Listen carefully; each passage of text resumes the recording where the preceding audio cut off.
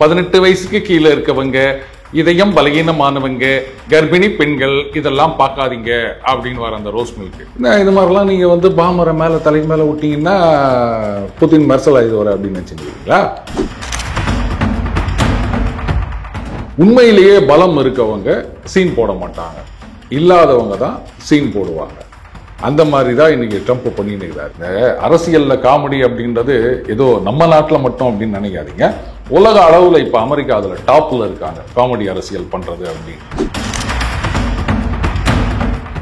எங்களுக்கு நிறைய கம்பெனி இருக்குது, எங்க மருமவன் அவங்க எல்லாம் இருக்காங்க, அவங்க எல்லாம் நிறைய டீல் போடுவாங்க அப்படின்னு அவருடைய ஓன் இன்ட்ரெஸ்டையும் அவர் பார்த்துட்டு இருக்காரு.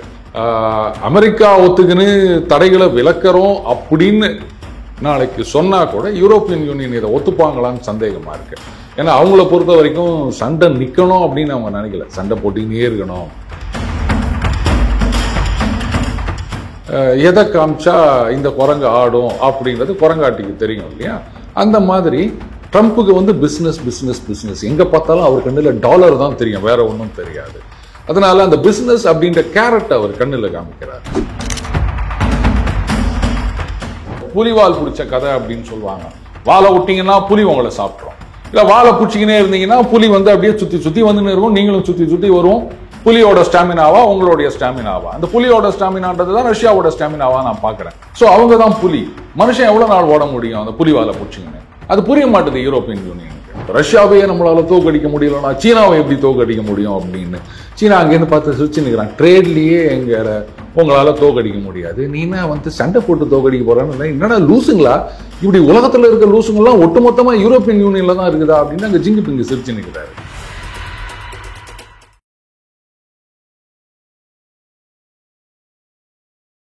இளைய பாரத நேயர்களுக்கு வணக்கம். இன்றைய சிறப்பு விருந்தினர் யாருன்னா அரசியல் சாணக்கியர் திரு ஜாம்பவான் அருண் சார் அவர்கள் தான். வணக்கம் சார். வணக்கம் கௌதம், எப்படி இருக்கீங்க? நல்லா இருக்கேன் கௌதம். என்ன சார் ஒயிட் கலர் டிஷர்ட்லாம் அமைதிக்கான பேச்சுவார்த்தையா?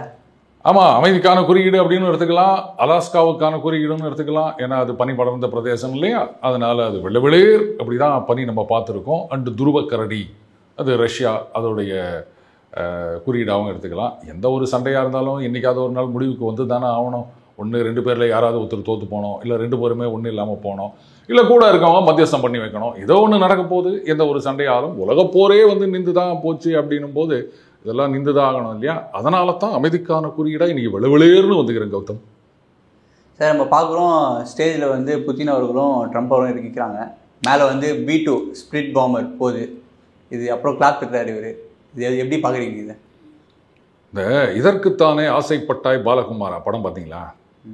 அதில் அந்த ரோஸ் மில்க்குன்னு விஜய் சேதுபதி ஒருத்தர் கிண்டல் பண்ணுவார். அவர் வீட்டை விட்டு வெளில வரும்போது, என்ன கும்ஸ் நீ கூட என்ன புரிஞ்சிக்கலையா அப்படின்ட்டு 18 வயசுக்கு கீழே இருக்கவங்க, இதயம் பலகீனமானவங்க, கர்ப்பிணி பெண்கள் இதெல்லாம் பார்க்காதீங்க அப்படின்னு வர அந்த ரோஸ் மில்க்கு.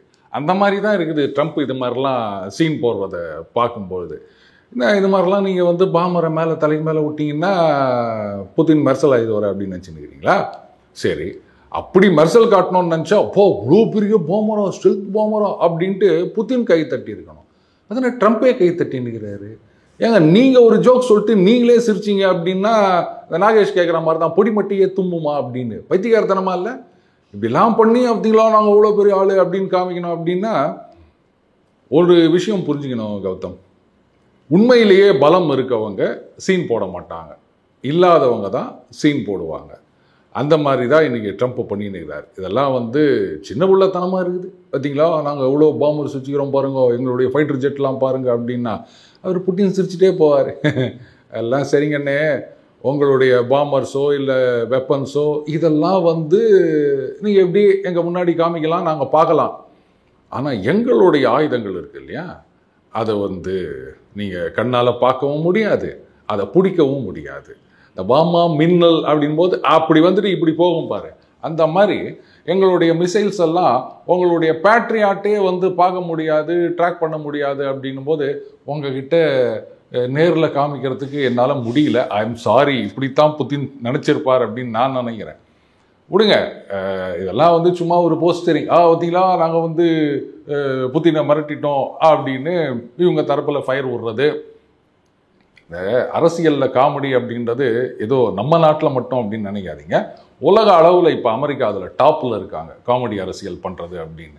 சிரிங்க சிரிங்க சந்தோஷமாக இருங்க அப்படின்ற அந்த ஒருத்தர் சொல்வார்ல, அதை கட் பண்ணி ட்ரம்ப்போட வீடியோ கீழே போடுங்க, கரெக்டாக இருக்கும் அப்படின்னு நினைக்கிறேன். சார், இந்த சந்திப்பு புதின் அவர்களும் ட்ரம்ப் அவர்களும் சந்திப்பு வந்து அமெரிக்கா அவர்களுக்கும் ரஷ்யா அவர்களுக்கும் பழைய சண்டைகள்லாம் இருக்கும்ல, அதை தீக்கிற மாதிரி இருக்குமா, எப்படி பார்க்குறீங்க? இது வந்து அமெரிக்காவுக்கும் ரஷ்யாவுக்கும் சண்டை அப்படின்னு நான் சொல்ல மாட்டேன். தேவையில்லாமல் அமெரிக்கா வந்து பாருங்க, நீங்கள் வந்து மேலே வரணும் அப்படின்னு சொன்னால் உங்களுடைய பலத்தை பெருக்கிக் கொள்ள வேண்டும், உங்களுடைய கெப்பாசிட்டி கேப்பபிலிட்டி அதை உச்சத்துக்கு கொண்டு போகணும். அப்போ தானாக நீங்கள் மேலே வருவீங்க. ஆனால் அமெரிக்கா என்ன நினைக்கிறாங்க, நம்ம கூட ஓடி வரவங்க ரன்னிங் ரேஸில் அவங்க காலை வச்சிட்டா நாம் ஜெயிக்கலாம் அப்படின்னு நினைக்கிறாங்க. இதுதான் ஆரம்பத்தில் இருந்து யுஎஸ்எஸ்ஆர் அண்ட் யுஎஸ்ஏ அவங்களுக்கு நடுவில் இருந்த கோல்டு வாருக்கு காரணம். இவங்க வந்து இன்ஃப்ளூயன்ஸ் அதை வந்து இன்க்ரீஸ் பண்ணிட்டு வராங்க. நாம் அது பண்ணணும்னா உங்கள் கண்ட்ரோலில் இருக்க இல்லை உங்கள் கூட இருக்க நாடுகளோட நீங்கள் வந்து டைப் வச்சுட்டு நீங்கள் முன்னேறுங்க. அவங்க வந்து உங்கள் ஸ்பீடுக்கு கீப்பப் பண்ண முடியலன்னா தானாக தோற்று போயிட போகிறாங்க. ஆனால் அதை விட்டுட்டு அவங்கள வந்து நான் அதை பண்ணுறேன் பாரு இதை பண்ணுறேன் பாருன்னு இதுதான் பிரச்சனையே தவிர ரெண்டு பேருக்கும் பகை அப்படின்லாம் கிடையாது. அமெரிக்கா தேவையில்லாமல் வந்து சிண்டு முடிஞ்சிருந்தாங்க, சீண்டி விட்டுருந்தாங்க, அதுதான். அண்டு இப்போ பார்த்தீங்கன்னா அன்றைக்கு யுஎஸ்எஸ்ஆர் போயிட்டுருக்க பாதையில் தான் இன்றைக்கி யுஎஸ்ஏ போயிட்டுருக்கு. யுஎஸ்எஸ்ஆர் அன்றைக்கி பார்த்தீங்கன்னா டிஃபென்ஸுக்கு நிறைய ஸ்பெண்ட் பண்ண வேண்டியதாக இருந்தது. அண்டு எக்கானமி அந்த அளவுக்கு அவங்க வளர்க்கலை, இதுதான் பிரச்சனை. ஸோ ஒரு காலகட்டத்தில் அது தவிர்க்க முடியாமல் அது உடைய வேண்டியதாக போச்சு. இன்றைக்கி அமெரிக்கா அப்படி தான் பண்ணிகிட்ருக்காங்க. எக்கானமி வந்து எங்கேயோ போயின்னுக்குது, இவர் அதை பற்றி கவலையே போடுறதில்ல. பிஸ்னஸ் அப்படின்னு ஒரு நாட்டோட தலைவர் மாதிரி நடந்துக்கல, ஒரு பிஸ்னஸ் மேன் மாதிரி நடந்துக்கிறாரு. கூடவே சரி ரைட்டுங்க, அது ஒரு நாட்டோட வாணிகம் பெருசானாதான் எக்கானமி பெருசாகும் அப்படின்லாம் சொல்லலாம். பட் அதில் அவருடைய பிஸ்னஸையும் அவர் பார்த்துட்ருக்காரு. இங்கே தான் பிரச்சனையே வருது. நாட்டுடைய எக்கானமி அப்படின்னு மட்டும் போயிருந்தாருன்னா ப்ராப்ளம் இல்லை கௌதம். எங்களுக்கு நிறைய கம்பெனி இருக்குது, எங்கள் மருமவன் அவங்கெல்லாம் இருக்காங்க, அவங்கெல்லாம் நிறைய டீல் போடுவாங்க அப்படின்னு அவருடைய ஓன் இன்ட்ரெஸ்ட்டையும் அவர் பார்த்துட்ருக்காரு. இதுதான் வந்து அந்த கான்ஃப்ளிக்ட் ஆஃப் இன்ட்ரெஸ்ட் அப்படின்னு சொல்கிறது. அங்கே யாரும் இதை கேட்குறதா இல்லை. எல்லாருமே வந்து ஆரம்பமே அதிரடி அருமையான சரவடி அப்படின்னு இங்கே முதல்ல நடந்தது தெரியுமா, அந்த மாதிரி அங்கே ஃபாலோ பண்ணிகிட்ருக்காங்க. அதனால் இவங்களுக்குள்ள பகை தீர்மானம் ரஷ்யாவை பொறுத்த வரைக்கும் இதை பாருங்கள், நாங்கள் சண்டை போட வரல. ஒரு காலத்தில் வந்து நேட்டோவில் நாங்கள் ஜாயின் பண்ணிக்கிறோம் அப்படின்னு ரஷ்யா கேட்டாங்க. அமெரிக்கா தான் அப்படியே ஆடி போயிட்டாங்க, ஐயா என்ன இவங்க வந்து சேர்றாங்களா அப்படின்ட்டு. இல்லை வேணாம் அப்படின்ட்டாங்க. அவங்க வந்து பிரச்சனை பண்ணல, சண்டைக்கு வரல, இவங்க தான் சீண்டி விட்டுனுக்கிறாங்க. அட்லீஸ்ட் பிஸ்னஸ் இன்ட்ரெஸ்ட் அப்படின்னும் போதாது அதெல்லாம் ரைட்டுங்க, நம்ம பாட்டுக்கு இது கொள்கை வேற வியாபாரம் வேற அப்படின்னு ட்ரம்ப் ஃபாலோ பண்ணார்னா நீங்கள் சொல்கிற மாதிரி ரெண்டு நாடுகளுக்கும் நடுவில் இருக்க ஃப்ரிக்ஷன் வந்து நிறைய குறையறதுக்கு சான்ஸ் இருக்குது கௌதம். சார், இந்த சந்திப்பு இப்போ உலக பொருளாதாரம், ஃபார் எக்ஸாம்பிள் எண்ணெய், கச்சா எண்ணெய், அப்புறம் எரிவாயு, இதெல்லாம் ஏதாச்சும் மாற்றத்தை ஏற்படுத்துமா? உடனடியாக அந்த மாதிரி நடக்கிறதுக்கு வாய்ப்பு இல்லை. ஏன்னா இந்த யுத்தத்துக்கும் நார்மலாக பார்த்தீங்கன்னா இப்போ அந்த அரபு நாடுகள் அந்த பக்கத்தில் யுத்தம் நடந்தது அப்படின்னு சொன்னால் உடனே எண்ணெய் விலை ஏறுங்க. காரணம் என்னென்னா அங்கேருந்து தான் most of the oil supply போகுது இல்லையா. இப்போது ரஷ்யா வந்து ஒரு மிகப்பெரிய எண்ணெய் ஏற்றுமதி நாடு. இப்போ அங்கேருந்து அவங்க உக்ரைனோட சண்டை போட்டுட்ருக்காங்க. அண்டு ரஷ்யாவுக்கு எதிராக ஏராளமான தடைகள், இப்போ 19வது முற்றிலும் மேம்படுத்தப்பட்ட பொருளாதார தடைகள் அப்படின்னு யூரோப்பியன் யூனியனில் பேசிகிட்டு இருக்காங்க. அப்போது ஒரு பெரிய டிஸ்ரப்ஷன் நடந்திருக்கணும், நடக்கலை. ஆயில் விலை ஏறல, குறைஞ்சி தான் போயிருக்கு. அப்போது ரஷ்யாவிலேருந்து வரக்கூடிய ஆயிலுக்கு நாங்கள் தடை விதிக்கிறோம் அப்படின்னு சொன்ன பிறகும் விலை ஏறலை அப்படின்னும் போது நமக்கு காரணம் புரியுது. ரஷ்யன் ஆயில் அதனுடைய சப்ளை அங்கே சேல்ஸ்ன்றது குறையில. சீனா, இந்தியா, இன்னும் சில நாடுகள் அதை வாங்குறாங்க. நாம் வாங்கி மற்ற நாடுகளுக்கு வந்து ரிஃபைன் பண்ணி ஏற்றுமதி பண்ணிகிட்ருக்கோம். ஸோ இது வந்து அது பாட்டுக்கு மாமூல் வாழ்க்கை நடந்து கொண்டிருக்கின்றது. அதனால் உடனடியாக எண்ணெய் விலை இதெல்லாம் இறங்குமா அப்படின்னா நமக்கு சான்ஸ் இல்லை. யூரோப்பில் வேணுன்னா அவங்க வந்து அதிக காசு கொடுத்து வாங்குறாங்க. இதுக்கு முன்னாடி ரஷ்யா கிட்டேருந்து அவங்க வாங்கினதை விட இப்போ அதிக காசு கொடுத்து தான் அவங்க வாங்கிட்டு இருக்காங்க. அவங்களுக்கு இது குறையுமா அப்படின்னா அதுவும் கஷ்டம். ஏன்னா அமெரிக்கா ஒத்துக்குன்னு தடைகளை விலக்கிறோம் அப்படின்னு நாளைக்கு சொன்னால் கூட யூரோப்பியன் யூனியன் இதை ஒத்துப்பாங்களான்னு சந்தேகமாக இருக்குது. ஏன்னா அவங்கள பொறுத்த வரைக்கும் சண்டை நிற்கணும் அப்படின்னு அவங்க நினைக்கல, சண்டை போட்டின்னே இருக்கணும். அது ரஷ்யா வந்து என்னைக்காவது ஒரு நாள் டயர்டாகாதான் அன்னைக்கு போயிட்டு நாம் அதை காலி பண்ணணும் அப்படின்னு நினச்சிட்டு இருக்காங்க. அதனால் ரஷ்யாவுடன் இந்த நார்மலைசிங் ரிலேஷன்ஸ் அப்படின்றத யூரோப்பியன் யூனியன் அவ்வளோ சீக்கிரம் ஒத்துப்பாங்கன்னு எனக்கு தெரியல. அதனால் அவங்க தான் கஷ்டப்படுவாங்களே தவிர மற்ற நாடுகளுக்கு எந்த விதமான பிரச்சனையும் கிடையாது. பட் இந்த சண்டை நின்றுட்டதுனாலேயே உடனடியாக வந்து எண்ணெய் விலை கேஸ் விலை குறையுமா அப்படின்னா நமக்கு அதற்கான வாய்ப்புகள்லாம் இல்லை. ஏன்னா ஏற்கனவே குறைஞ்சி தான் இருக்குது. அதனால் இதுக்கு மேலே குறையணும்னு எதிர்பார்க்கறதெல்லாம் சரி வராது. மேபி அமெரிக்கா வந்து ரஷ்யாவுக்கு எதிரான தடைகளை வாபஸ் வாங்கினாங்கன்னு சொன்னால் அப்போ ரஷ்யா வந்து இப்போ சீப் ரேட்டில் கொடுக்கறத இன்னும் கொஞ்சம் குறைப்பாங்க. அதனால் கொஞ்சம் ஏறுவதற்கான வாய்ப்பு இருக்கே தவிர இறங்குவதற்கு வாய்ப்பு இல்லை. கச்சா எண்ணெய் நம்ம பெட்ரோல் இல்லை. சார், இவங்களோட சந்திப்பு அரசியல் லாபத்திற்காகவா இல்லை உலக அமைதிக்காகவா? உலக அமைதிக்கு அப்படின்னு தான் ட்ரம்ப் சொல்லியிருக்காரு. நம்பணும். நம்பலை அப்படின்னா உங்கள் சேனல் மேலே இன்னொரு 25% அவர் டாரிஃப் போட்டுருவார். இதுக்கும் உலக அமைதிக்கும் எந்த சம்மந்தமும் இருக்கிறதா நான் நினைக்கல. இது வந்து இனிஷியலாக ஒரு பேச்சுவார்த்தை. இதில் உடனே சண்டை நின்றுடும் அப்படின்லாம் யாருமே எதிர்பார்க்கல. ட்ரம்ப் தான் சொல்லியிருந்தார், பார்த்தீங்களா நீங்கள் சண்டையை நிறுத்தலை வெள்ளிக்கிழமைக்கு அப்புறம் அப்படின்னு சொன்னால் நான் வந்து செகண்ட் ஃபேஸ் சாங்ஷன் போடுவேன், அது பண்ணுவேன், இது பண்ணுவேன், என்ன பண்ணுவேன் அப்படின்லாம் சொன்னார். இப்போ வந்து அப்படியே கொஞ்சம் அமைக்கி வாசிக்கிறார் அவர். இதில் பார்த்தீங்கன்னா இன்னொன்று சொல்லியிருக்காரு ட்ரம்ப், நிறைய பிஸ்னஸ்மென் வந்திருக்காங்க, இது ரொம்ப சந்தோஷமாக இருக்குது அப்படின்னு. அது புட்டினுக்கு தெரியும். எதை காமிச்சா இந்த குரங்கு ஆடும் அப்படின்றது குரங்காட்டிக்கு தெரியும் இல்லையா? அந்த மாதிரி ட்ரம்ப்புக்கு வந்து பிஸ்னஸ் எங்கே பார்த்தாலும் அவர் கண்ணில் டாலர் தான் தெரியும், வேற ஒன்றும் தெரியாது. அதனால் அந்த பிஸ்னஸ் அப்படின்ற கேரட்டை அவர் கண்ணில் காமிக்கிறார். இப்போது அமெரிக்காவை பொறுத்த வரைக்கும் அந்த ரேர் எர்த் மினரல்ஸ் அப்படின்றது அது செமிகண்டக்டர் சிப்புலேருந்து டிஃபென்ஸுலேருந்து எல்லாத்துக்கும் தேவைப்படுற ஒரு விஷயம். ஈவன் நம்ம தயாரிக்கின்ற கார்கள்லாம் கூட அந்த ரேர் எர்த் மேக்னட்ஸ்ன்னு இருக்குது, அதெல்லாம் தேவைப்படுகின்றது. ஆனால் என்னென்னா அதெல்லாம் டர்ட்டி இண்டஸ்ட்ரீஸ் அப்படின்னு சொல்லுவாங்க, நிறைய பொல்யூட்டிங் இண்டஸ்ட்ரீஸ் அது. அதனால் சீனா தான் அதில் கிட்டத்தட்ட மோனோபோலின்னு சொல்லலாம். இப்போ சீனாவோட சண்டை, அவருக்கு யாரோட சண்டை இல்லை, உலகத்தில் எல்லா நாடுகளோடையும் தான் டாரிஃப்னு சொல்லி இது பண்ணின்னுக்கிறாரு. அதுவும் க்ளோஸ் ஃப்ரெண்டாக இருக்கவங்களுக்கு தான் அதிகமாக போட்டுன்னுக்கிறாரு.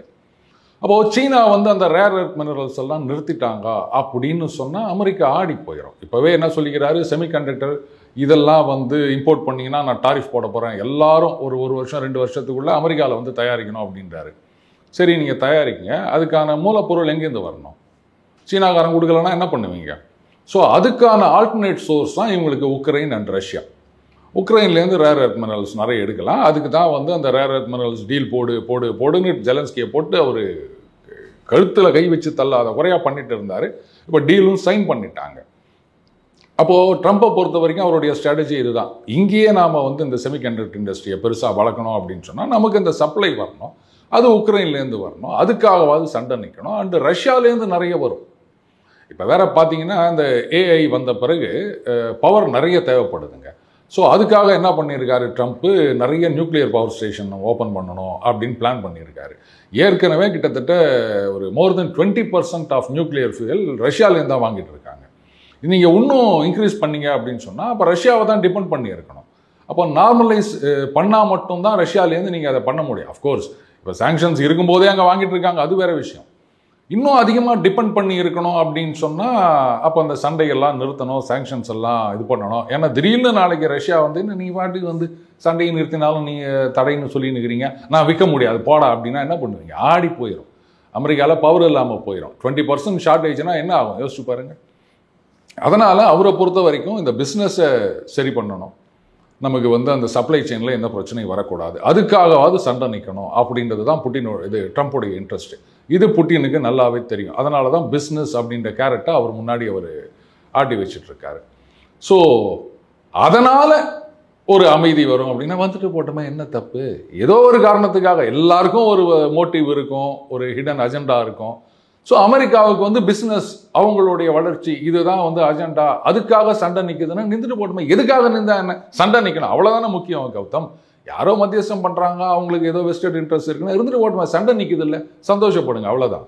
சார், இந்த உக்ரைன் மற்றும் ரஷ்யா போர் எப்போ நிற்கும்னு நினைக்கிறேன் சார் நீங்கள்? இது வந்து இந்த ஜோசியம்லாம் சொல்ல முடியாது. ஆனால் உடனடியாக நிற்கும் அப்படின்னு சொல்ல முடியாது கௌதம். எப்படியும் குறைந்தபட்சம் ஒரு மாதமாகவாது ஆகும் அப்படின்னு நான் நினைக்கிறேன். ரஷ்யாவை பொறுத்த வரைக்கும் ஸ்ட்ராட்டஜிக்கலாக அவங்க ஒன்று டிசைட் பண்ணலாம். அதாவது இப்போது பேசிட்டு போயிருக்காரு இல்லையா, ஒரு 2-3 நாளைக்கு அவங்க வந்து பெருசாக எதுவும் உக்ரைனுக்கு எதிராக அட்டாக் பண்ணாமல் ஒன்று இந்த டிஃபென்சிவ் ஸ்ட்ராட்டஜி, அடுத்தது ஏற்கனவே பிடிச்ச இடங்களை கன்சாலிடேட் பண்ணணும்.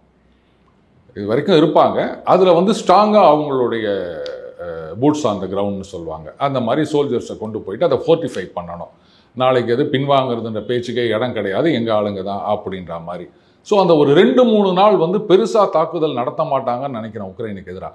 ஆனால் இந்த ஜெலன்ஸ்கி பைத்தியம் சும்மா இல்லாமல் பார்த்தீங்களா இவங்க தோத்துட்டாங்க பயந்துட்டாங்க அப்படின்னு சொல்லிட்டு இதை வீக்னஸ்ன்னு நினச்சிக்கின்னு ஆர்எல்ஸ் இந்த சண்டையை வந்து தொடர்ந்து பண்ணிகிட்டே இருக்கணும் அப்படின்றதுக்காக கூட உக்ரைன் ரஷ்யாவுக்கு எதிராக நிறைய தாக்குதல்களை நடத்தலாம். ஆல்ரெடி வந்து இந்த பேச்சுவார்த்தைக்கு முன்னாடியே அவங்க டீப் இன்சைட் ரஷ்யா ட்ரோன்ஸ் எல்லாம் அமுச்சு ஏதோ பண்ணிட்டு இருக்காங்க, இந்த ஆயில் ஸ்டோரேஜ் அது இதெல்லாம் அடிச்சிட்டு இருக்காங்க. இது எதுக்காகனா இந்த பேச்சுவார்த்தையை முடக்கணும் அப்படின்றதுக்காக. இப்போ ஜெலன்ஸ்கி சொல்லியிருக்காரு ரைட்டு சண்டையை நிறுத்தணும் அப்படின்னு. ஆனால் யூரோப்பியன் யூனியனில் இருக்கவங்களும் பிரிட்டனும் வந்து அதுக்கு எந்த விதமான முயற்சியும் எடுத்த மாதிரி தெரியல. இப்போது ட்ரம்ப் ஆரம்பத்துலேருந்து என்ன சொல்கிறாரு, அவங்களுடைய அந்த ஜேடி வான்ஸ் வைஸ் பிரசிடெண்ட்டாக இருக்கட்டும் எல்லாம் என்ன சொல்கிறாங்கன்னா, இப்போ அந்த உக்ரைனோட பகுதிகளை கிட்டத்தட்ட மோர் தென் 20% பிடிச்சி வச்சுருக்காங்க ரஷ்யா. அதெல்லாம் வந்து ரஷ்யா காலி பண்ணுறதா இல்லை, இதெல்லாம் இனிமேல் எங்களுக்கு தான் அப்படின்ட்டாங்க. அடுத்தது அந்த கிரைமியா, அது எப்போவோ பிடிச்சது, அது full and full Russian territory, அதெல்லாம் வந்து பேச்சுக்கே இடம் இல்லை அப்படின்ட்டாங்க. ஸோ ரஷ்யாவை பொறுத்த வரைக்கும் நாங்கள் பிடிச்சது தான், இதுக்கு மேலே நாங்கள் வரமாட்டோம் அவ்வளோதான். அதே மாதிரி நீங்களும் அங்கே வரக்கூடாது, பேச்சோடவே இருக்கணும் இப்படின்றது. அமெரிக்காவை பொறுத்த வரைக்கும் ட்ரம்ப்பை பொறுத்த வரைக்கும் கரெக்டுங்க, அவங்க புஷ்டாங்க அவ்வளோதான், விடுங்க, வேணும்னா வந்து வேறு ஏதாவது சில இடங்களை அவங்க திருப்பி கொடுக்கட்டும், இது உக்ரைனோட இடத்தையே, மீதி இடத்தெல்லாம் கொடுக்க மாட்டாங்க, இதை நீங்கள் ஒத்துங்கின்னு தான் ஆனோம் அப்படின்றது அமெரிக்காவுடைய நிலைப்பாடு. ஆனால் ஜெலன்ஸ்கி என்னன்றாரு, இல்லை இந்த மாதிரி நிலத்தெல்லாம் மற்ற நாடு கொடுக்கறதுக்கு எங்கள் அரசியல் சட்டத்தில் இடமே இல்லை. இப்போ அரசியல் சட்டத்தில் இடம் இல்லை, ரஷ்யா நீ வெளில போ அப்படின்னு சொன்னால் ஒத்துப்பாங்களா அவங்க? தம்பி அவங்க அரசியல் சட்டத்தை தூக்கி குப்பையில் போடு, எங்களை அது பைண்டிங் கிடையாது, எங்கள் அரசியல் சட்டம் தான் எங்களுக்கு முக்கியம். நாங்கள் வந்தோம், சண்டை போட்டோம், நீங்கள் தான் சீண்டி விட்டீங்க, ஆரம்பிச்சு விட்டீங்க. அதான் யூரோப்பியன் யூனியன்லேருந்து அத்தனை பேரும் உங்களுக்கு வந்து ஆயுதம் சப்ளை பண்ணாங்க, அமெரிக்கா எவ்வளோ சப்ளை பண்ணாங்க, என்ன பண்ண முடிஞ்சுது? உச்ச இடத்தெல்லாம் விட முடியாது, உன்னால் முடிஞ்சு என்ன கோர்ட்டில் போய் கேஸ் போடுவியா? போ, எங்கே வேணா போய் கேஸ் போட்டுக்கோ அப்படின்வாங்க. இதில் யூரோப்பியன் யூனியனுக்கு சண்டையை நிறுத்துறதுல இஷ்டம் இல்லை. நான் ஏற்கனவே சொன்ன மாதிரி இது அப்படியே ப்ரொலாங் பண்ணிகிட்டே போனோம். அதுக்கப்புறம் ஒரு காலத்தில் ரஷ்யா டயர்ட் ஆகிடும். அவங்க ஆரம்பத்தில் என்ன நினச்சாங்க, இந்த மாதிரி ஒரு சண்டையை ஆரம்பிச்சிட்டோம் அப்படின்னா, தடைகளை போட்டோம்னு சொன்னால் அவங்களுடைய எக்கானமி மெயின் வந்து அந்த ஆயில் அண்ட் கேஸ் எக்ஸ்போர்ட், அது வந்து யூரோப்பியன் யூனியனில் வாங்க மாட்டோம்னு சொல்லிட்டாங்க. இப்போ தடை போட்ட பிறகு யாருமே வாங்கலை அப்படின்னா அவங்களுடைய எக்கானமி அடி வாங்கிடும். சைட் பை சைடு நம்ம இங்கே வந்து ஆயுதங்களை கொடுத்து கொஞ்சம் கொஞ்சமாக அதை அடிக்கலாம் அப்படின்னு நினச்சாங்க. அது நடக்கலை. ரஷ்யாவுடைய ஆயில் அண்ட் கேஸ் சேல்ஸ் அப்படின்றது குறையவே இல்லை. நம்ம சீனா, இந்தியா நம்ம வாங்க ஆரம்பிச்சிட்டோம். நாம் வாங்கி யூரோப்பியன் யூனியனுக்கு மேலே ஒரு காசு வச்சு இந்த சப்கான்ட்ராக்ட் மாதிரி நம்ம விற்க ஆரம்பிச்சிட்டோம். அதனால தான் அந்த ஆயில் அண்ட் கேஸ் வேலை கண்ணாபின்னான்னு ஏறாமையும் இருந்தது. அதே சமயத்தில் அவங்களுக்கும் ஓரளவுக்கு கம்ஃபர்டபுளாக இருந்தது. ஆரம்பத்தில் அமெரிக்காவே நம்மளை என்கரேஜ் பண்ணாங்க, சரி ரைட்டு, டைரெக்டாக வாங்க வேணாம், இந்தியா நீங்கள் வாங்குங்க, அதை ரிஃபைன் பண்ணுங்கள், உக்ரைன் ரத்தத்தெல்லாம் எடுத்துகிட்டு நீங்கள் யூரோப்பியன் யூனியனுக்கு விற்றுருங்க, நாங்கள் இப்படி தானே பண்ணிட்டு இருந்தாங்க. அப்போ அவங்களுடைய பிளான் அப்படின்றது ஒர்க் அவுட் ஆகலை. அப்போது ஒரு பிளான் ஒர்க் அவுட் ஆகலை அப்படின்னும் போது வேற என்ன பண்ணலாம் அப்படின்னு யோசிக்கணும். வேற எதுவும் பண்ண முடியாது யூரோப்பியன் யூனியனால். சரி, அப்போ அந்த பிளானையாவது விட்டுடுவோம் அப்படின்னா அதுக்கும் அவங்களுக்கு இஷ்டம் இல்லை. இந்த புலிவால் பிடிச்ச கதை அப்படின்னு சொல்லுவாங்க. வாழை விட்டிங்கன்னா புலி உங்களை சாப்பிட்றோம், இல்லை வாழை பிடிச்சிக்கினே இருந்தீங்கன்னா புலி வந்து அப்படியே சுற்றி வந்துன்னு இருக்கும், நீங்களும் சுற்றி வருவோம். புலியோட ஸ்டாமினாவா உங்களுடைய ஸ்டாமினாவா? அந்த புலியோட ஸ்டாமினான்றது தான் ரஷ்யாவோட ஸ்டாமினாவா நான் பார்க்குறேன். ஏன்னா அவங்க எக்கானமி ஸ்ட்ராங்காக இருக்குது, அண்டு மிலிட்ரி லெவல்லையும் பார்த்தீங்கன்னா அவங்க வந்து நல்ல ஸ்ட்ராங்காக இருக்காங்க. ஸோ அவங்க தான் புலி. மனுஷன் எவ்வளோ நாள் ஓட முடியும் அந்த புலி வாழை பிடிச்சிங்கன்னு? அது புரிய மாட்டுது யூரோப்பியன் யூனியனுக்கு. அவங்க வந்து பைத்தியகாரத்தனமாக நாங்கள் அடுத்த செட் ஆஃப் சாங்ஷன்ஸ் கொண்டு வர போகிறோம், இதில் அந்த யூரோப்பியன் யூனியன் அஃபிஷியல் பைத்தியகாரத்தனமாக பேசியிருக்காங்க, ரஷ்யாவையே நம்மளால் தோக்கடிக்க முடியலன்னா சீனாவை எப்படி தோக்கடிக்க முடியும் அப்படின்னு. சீனா அங்கேருந்து பார்த்து சிரிச்சு நிற்கிறான், ட்ரேட்லேயே எங்களை உங்களால் தோக்கடிக்க முடியாது, நீனா வந்து சண்டை போட்டு தோக்கடிக்க போகிறேன்னு. என்னடா லூசுங்களா, இப்படி உலகத்தில் இருக்க லூசுங்கள்லாம் ஒட்டுமொத்தமாக யூரோப்பியன் யூனியனில் தான் இருக்குதா அப்படின்னு அங்கே ஜிங்கு பிங்கு சிரிச்சு நிற்கிறாரு. இப்படி எல்லாருமே 13 ஜோக்கராக இருந்தால் என்ன பண்ணுதுன்னு வடிவேலு கேட்பாரு. அந்த மாதிரி தான் இருக்குது இவங்க பண்ணுறதெல்லாம். அதனால் இது வந்து ட்ரம்ப் யூரோப்பியன் யூனியனை கன்வின்ஸ் பண்ணணும். அவங்களுக்கும் வேறு வழி கிடையாது. ஏதாவது ஒரு ஃபேஸ் சேவர் அப்படின்னு சொல்லிட்டு அதை இங்கே அங்கே அப்படின்னு, ஓகே அந்த கீவ் அங்கே பிடிச்சதில் கொஞ்சம் விட்டுடுறோம், சுமி அதில் பிடிச்சதை விட்டுடுறோம், இந்த மீதி ஈஸ்டர்னில் இருக்க ஏரியாலாம் நாங்கள் எடுத்துக்கிறோம் அப்படின்னா இதையே பெருசாக வெற்றி அப்படின்னு கொண்டாடிக்கின்னு ஊற்றி மூடிட்டு போகிறதுக்கு யூரோப்பியன் யூனியன் தயாராக இருக்க வேண்டும். அடுத்தது நாட்டோ. நீங்கள் யூரோப்பியன் யூனியனில் சேர்ந்தால் அது பிரச்சனை கிடையாது. பட் நேட்டோ மெம்பர்ஷிப் அப்படின்றதெல்லாம் கூடாது தான் புட்டினுடைய கண்டிஷன். இதை அவங்க எப்படி ஏற்றுப்பாங்க அப்படின்னு தெரியல. இந்த 2 விஷயங்கள் தான் வந்து சண்டை முடியுமா அப்படின்றத பற்றி. புத்தினை பொறுத்த வரைக்கும் சண்டை நிறுத்துறதுக்கு அவர் தயார். ஆனால் இவ்வளோ நாள் சண்டை போட்டுட்டு இத்தனை கணக்கான சோல்ஜர்ஸை பலி கொடுத்துட்டு இவ்வளோ செலவு பண்ணி கொடுத்து மறுபடியும் நான் திரும்பி போகிறதுக்கு இல்லை நேட்டோ கொண்டு வந்து பார்டரில் உட்கார வைக்கிறதுக்கு நான் சண்டை போட்டேன், அதெல்லாம் முடியாது, நாங்கள் சண்டை போட்டுனே இருப்போம், யார் ஜெயிக்கிறா பார்க்கலாம் அப்படின்வார். ஸோ இதில் அந்த பிரச்சனை பண்ணாமல் இருக்கணும் அப்படின்னா யூரோப்பியன் யூனியனை எந்த அளவுக்கு ட்ரம்ப் கன்வின்ஸ் பண்ணுறார் அப்படின்றது தான். ஈவன் இந்த ஒரு மாதத்துக்குள்ள ஒரு சீஸ்ஃபயர் வராமல் அப்படியே இழுத்துட்டு போச்சு அப்படின்னா இன்னும் ஒரு 3-4 மாதம் after Christmas and new year Trump வந்து வேறு வழி இல்லாமல் எப்படியாவது ரஷ்யாவோட நார்மலைஸ் பண்ணுற நிலைமைக்கு வந்துடுவார். ஏன்னா அந்த டாரிஃபு, ரிட்டாலியேட்டரி டாரிஃபு, இதனுடைய எஃபெக்ட்ஸு அதெல்லாம் வந்து இன்னும் கொஞ்ச நாளில் வெளில தெரிய ஆரம்பிக்கும். இப்போ சீனாவுக்கு எதிரான டாரிஃப் வந்து 90 days பாஸ் அப்படின்னு சொல்லியிருக்காரு மறுபடியும். காரணம் என்னென்னா இப்போ பாருங்களேன், ஆகஸ்ட், செப்டம்பர், அக்டோபர் 3 மாதம் அப்படின்னு வச்சுக்கோங்களேன். இந்த 3 மாதத்தில் அதுக்கப்புறம் டிசம்பர், ஜனவரியில் கிறிஸ்மஸ்ஸு, நியூ இயரு அப்படின்லாம் வரப்போது நிறைய சேல் ஆகும் அவங்க. இப்போ இதுக்கான சாமான்லாம் எங்கேருந்து வரணும்? சீனாலேருந்து தான் வரணும். ஸோ அதை வந்து முன்னாடியே இறக்குமதி பண்ணி வச்சுக்கிறதுக்கு தான் இந்த 3 மாதம் 90 days பாஸ் கொடுத்துக்கிறார் அவர். சும்மா ஒன்றும் இல்லை அவர். இல்லைன்னா அங்கே தறிகட்டு போயிடும் விலைவாசி. ஸோ இந்த 3 மாத பாஸ்ன்றதுனால அந்த இன்எவிட்டபிள் ரிசல்ட்டை கொஞ்சம் அவர் தள்ளி வச்சுக்கிறார். அதுக்கப்புறம் மறுபடியும் வந்து இட் வில் ஸ்டார்ட் பிஞ்சிங். அதனால் அப்போ வந்து அதுக்குள்ளே சீஸ்ஃபயர் வரல, ஒரு முடிவுக்கு வரவில்லை அப்படின்னு சொன்னால் வேறு வழி இல்லாமல் அவரே நார்மலைஸ் பண்ணுற அளவுக்கு வந்துடும். ஸோ கட்டாயமாக யூரோப்பியன் யூனியன் அது வாங்க வந்து கைது போட்டுப்பாங்க அப்படின்னு அவர் சொல்வார். அவங்களுக்கும் வேறு வழி இல்லை, டாடின்னு பின்னாடி போய் இது பண்ணுவாங்க. So it's only a question of when, not if. Gautham, பொன்னான கருத்துக்களை இளைவாறு பகிர்ந்ததுக்கு மிக்க நன்றி சார். நன்றி கௌதம்.